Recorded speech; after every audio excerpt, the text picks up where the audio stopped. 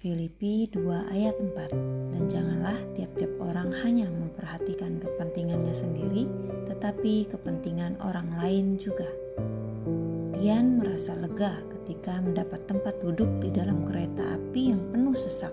Ia berharap dapat beristirahat sejenak setelah seharian bekerja.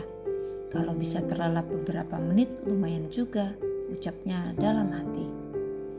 Namun ketika seorang wanita yang tengah mengandung mendadak masuk ke gerbong dan berdiri tepat di dekatnya, Dian bergegas berdiri lalu meminta agar wanita tersebut duduk. Ia pun rela menyerahkan kenyamanan yang sejenak dirasakannya karena melihat ada orang lain yang lebih membutuhkan tempat duduk. Ketika nasihat agar umat Tuhan di Filipi memperhatikan kepentingan orang lain, hal itu tak berarti mereka harus mengabaikan kepentingan pribadi. Tidak begitu maksud nasihat tersebut.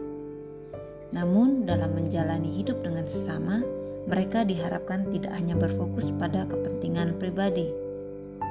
Orang yang fokus hidupnya hanya mengarah pada dirinya sendiri, seringkali abai terhadap kepentingan orang lain. Bahkan seandainya ada orang lain yang memerlukan bantuan tepat berada di hadapannya. Mengerikan sekali jika hal semacam ini sampai terjadi di mana-mana, bukan?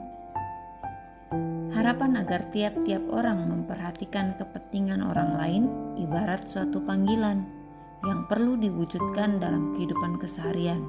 Jikalau kita ingin dunia ini melihat ada Kristus dalam diri kita. Hal yang terwujud lewat kasih yang kita tunjukkan kepada orang lain yang membutuhkan. Bahkan ketika di sana tak ada seorang pun yang mau melakukannya. Maukah kita menuruti nasihat firman yang menuntut pengorbanan ini? Dalam menjawab kebutuhan orang lain, ada kenyamanan pribadi yang perlu dikorbankan.